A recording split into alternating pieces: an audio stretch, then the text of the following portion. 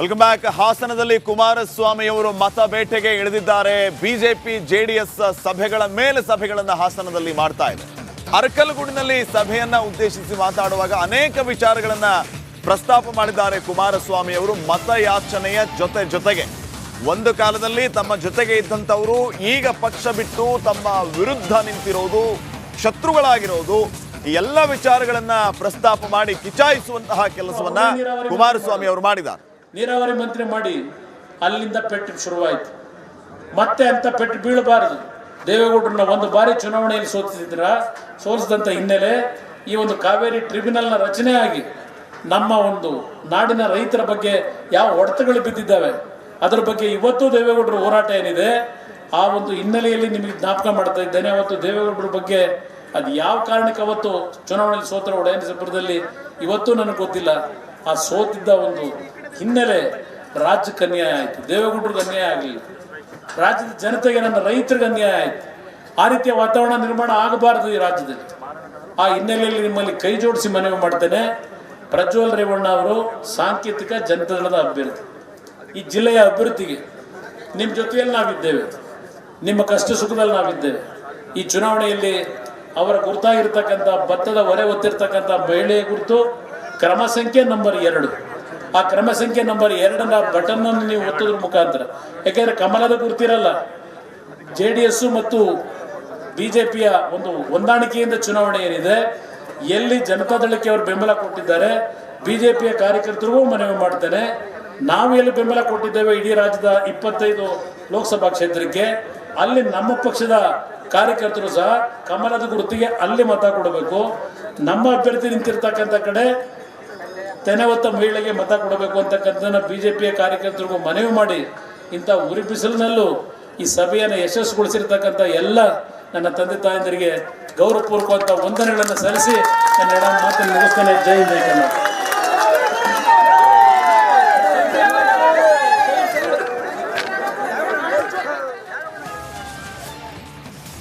ನಾನು ಮಾಧ್ಯಮದಲ್ಲಿ ಗಮನಿಸಿದ್ದೇನೆ, ಇದೆಲ್ಲ ಒಂದು ಭಾಗ.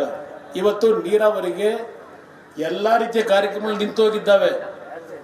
ದಯವಿಟ್ಟು ತಾವೆಲ್ಲ ಯೋಚನೆ ಮಾಡಬೇಕು. ಯಾವ ಅಭಿವೃದ್ಧಿ ಕಾರ್ಯಕ್ರಮಗಳು ಇಲ್ಲ. ನಾನು ಅಭಿವೃದ್ಧಿಯನ್ನು ಹಿಂದಿನ ದಿನಗಳಲ್ಲಿ ಮಾಡಿದಂಥದ್ದು 2006, 2007 20 ತಿಂಗಳು ನಾನು ಮುಖ್ಯಮಂತ್ರಿ ಇದ್ದಾಗ ಈ ಜಿಲ್ಲೆಗೆ ಕೊಟ್ಟಂಥ ಕೊಡುಗೆಯನ್ನು ನಾನು ಲೋಕಸಭೆ ಅಖಾಡದಲ್ಲಿ ಒಂದೊಂದೇ ವಿಚಾರಗಳು ಪ್ರಸ್ತಾಪ ಆಗ್ತಾ ಇರುವಾಗಲೇ ಈಗ ಫೋನ್ ಕದ್ದಾಲಿಕೆ ಹೆಚ್ಚು ಸೌಂಡ್ ಮಾಡ್ತಾ ಇದೆ. ಕುಮಾರಸ್ವಾಮಿ ವರ್ಸಸ್ ಚಲುವರಾಯಸ್ವಾಮಿನಂತಹ ಪರಿಸ್ಥಿತಿಗೆ ಈ ವಿಚಾರ ಕಾರಣ ಆಗಿರುವಂತಹದ್ದು. ಕುಮಾರಸ್ವಾಮಿಯ ವಿರುದ್ಧ ಚಲುವರಾಯಸ್ವಾಮಿ ಅವರು ಕಿಡಿಕಾರಿದ್ದಾರೆ. ಜೊತೆಗೆ ಗಂಭೀರ ಆರೋಪವನ್ನ ಮಾಡಿರೋದು, ಶ್ರೀಗಳ ಫೋನ್ ಟ್ಯಾಪಿಂಗ್ ಯಾರು ಮಾಡಿಸಿದ್ದು? ಕುಮಾರಸ್ವಾಮಿ ಅವರ ಸರ್ಕಾರದಲ್ಲಿಯೇ ಫೋನ್ ಟ್ಯಾಪ್ ಆಗಿದ್ದು, ಧರ್ಮಪೀಠಕ್ಕೆ ಅಗೌರವವಾಗಿರೋದು. ಇದಕ್ಕಿಂತ ಬೇಕಾ ಉದಾಹರಣೆಗಳು ಅಂತ ಕುಮಾರಸ್ವಾಮಿ ಅವರು ತಾವು ಅಧಿಕಾರದಲ್ಲಿದ್ದಾಗ ಅಧಿಕಾರವನ್ನ ದುರುಪಯೋಗ ಮಾಡಿಕೊಂಡು ಯಾವ ರೀತಿ ಶ್ರೀಗಳ ಫೋನನ್ನೇ ಕದ್ದಾಲಿಕೆ ಮಾಡಿದ್ರು ಅನ್ನೋದ್ರ ಬಗ್ಗೆ ಕಿಡಿಕಾರಿದ್ದಾರೆ. ಈ ಹಿಂದೆಯೂ ಕೂಡ ಇದೇ ವಿಚಾರ ಭಾರಿ ಚರ್ಚೆಗೆ ಕಾರಣ ಆಗಿತ್ತು.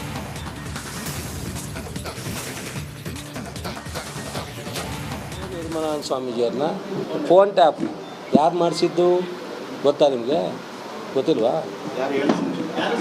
ಯಾರ ಸರ್ಕಾರ ಅದಾರ ಗೊತ್ತಾವಲ್ಲಿ ಅಂತ ಹೇಳ್ಬೇಕಲ್ಲ ನೀವು. ಜನತಾದಳದ ಸರ್ಕಾರ ಅಲ್ವಾ? ಜನತಾದಳದ ಸರ್ಕಾರ ಮಾನ್ಯ ಕುಮಾರಸ್ವಾಮಿಯವರು ಮುಖ್ಯಮಂತ್ರಿ ಇದ್ದಾಗ ಇದೇ ನಿರ್ಮಲಾ ಸ್ವಾಮೀಜಿಯವರು ಫೋನ್ ಟ್ಯಾಪ್ ಮಾಡಿದ್ರಲ್ಲ. ಅದಕ್ಕಿಂತ ಬೇಕಾ ಒಂದು ಧರ್ಮಪೀಠಕ್ಕೆ ಅಗೌರವ? ಇದಕ್ಕಿಂತ ಬೇಕಾ ಮರ್ಯಾದೆ? 2ನೇ ಮಠ ಹುಟ್ಟಾಕ್ತಾರೆ ಯಾರು? ಕೆಂಗೇರಿನಲ್ಲಿ. ನಾನು ಅಲ್ಲಿದ್ದೆ ಅವಾಗ. ನಾನು ಜನತಾದಳದಲ್ಲೇ ಇದ್ದೆ. ಬಾಲಗಂಗಾಧರ ಸ್ವಾಮೀಜಿಯ ವಿರುದ್ಧ 2ನೇ ಮಠವನ್ನು ಪ್ಯಾರಲಾಗಿ ಬೆಳೆಸಬೇಕು ಅಂತ ಮಾಡ್ತಾರೆ ಯಾರು? ಸೊ ನೋಡಿ, ಅವರು ಇವಾಗ ಜ್ವರ ಬಂದಾಗ ಡಾಕ್ಟರ್ ಹತ್ರಕ್ಕೆ ಹೋಗೋದು ಸಹಜ. ಹಾಗೆ ಚುನಾವಣೆ ಬಂದಿದೆ, ಚುನಾವಣೆ ಸಂದರ್ಭದಲ್ಲಿ ಎಲ್ಲರ ಹತ್ರ ಹೋಗ್ತಾವ್ರೆ. ಅವರುಗಳು ಇವ್ರ ಪರ ಇರಬೇಕು ಅನ್ನೋದಕ್ಕೆ ಏನಾದ್ರು ಒಂದು ಬಲವಾದಂಥ ಬೇಕಲ್ಲ. ಒಂದು ಕಡೆ SM ಕೃಷ್ಣವರು ಅವ್ರಿಗೆ ಅವಕಾಶ ಸಿಕ್ಕಿದಾಗ 2ನೇ ಬಾರಿ ಅದನ್ನು ನಿರಾಕರಿಸಿ ಖಡಕ್ಕಾಗಿ ತಪ್ಪಿಸ್ತಂಥವರು ಜನತಾದಳ. 2ನೇದು ಸ್ವಾಮೀಜಿಯವರು ಫೋನ್ ಟ್ಯಾಪ್ ಮಾಡಿದಂಥದ್ದು. ಇವತ್ತಿನ ಸ್ವಾಮೀಜಿಯವ್ರ ಬಗ್ಗೆ ಇದೇ ಮಾನ್ಯ